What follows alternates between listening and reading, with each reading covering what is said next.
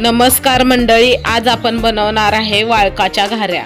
त्यासाठी आपण एक वाळूक घेतलंय, ते स्वच्छ धुतलंय आपण आणि आता आपण चिरून घ्यायचं। असं चिरायचं। हे बघा, मी गावासनं वाळूक आणलेलं होतं। मग आता आपण ते चिरून घेऊया। असं चिरायचं। चिरल्यानंतर आपण त्यातल्या बिया साईडला काढायच्या।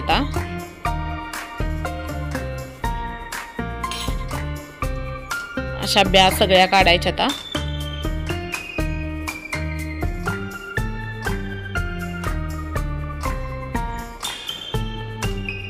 असं आपण सगळ्याच्या बिया काढून घेऊया।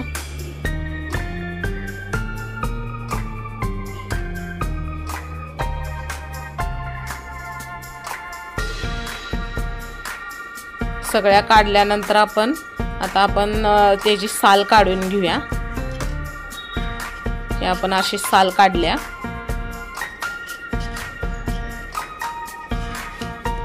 अशी साल काढायची। साल काढल्यानंतर आपण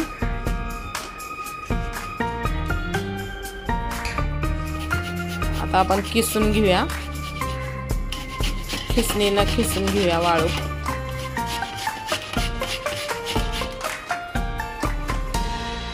खिसून झाल्यानंतर आपण ते एका कढईमध्ये वाळूक टाकायचं खिसलेलं। 1 वाटी गूळ टाकायचा। आता आपण चांगलं मिक्स करून घ्यायचं। आता गूळ विरघळला ना, मग नंतर आपण हे करायचं।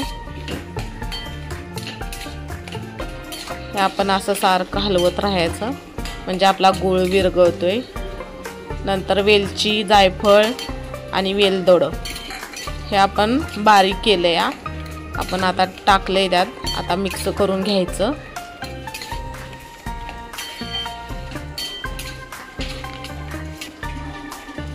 थोडंसं किंचित मीठ टाकलंय।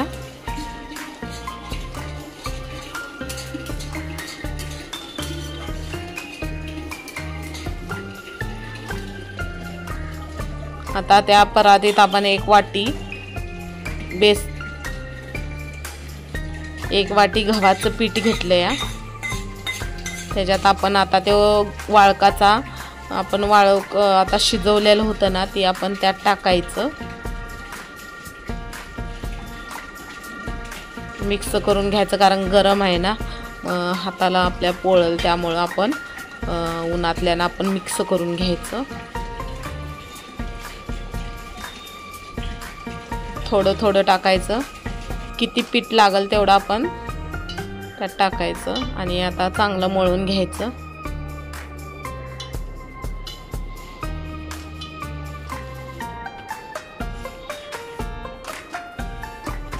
हे बघा, असं आपण गोळा करून घ्यायचा त्याचा।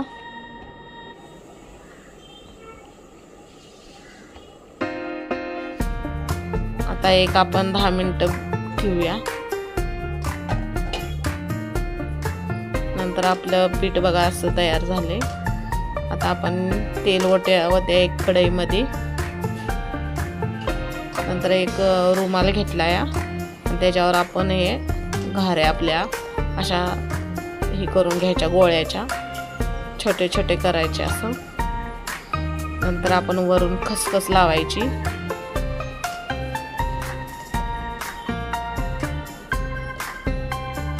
अशा आपण खसखस लावायची। अशा करून घ्यायच्या। आता आपण तर आपलं तेल तापतंय।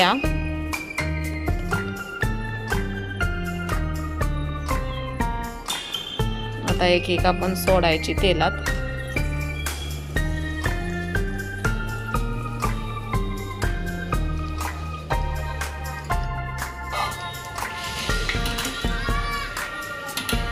हे आपली भोपळ्याची घारी बघा तयार झाली। आता आपण हे सगळं तळून घ्यायचं एक एक।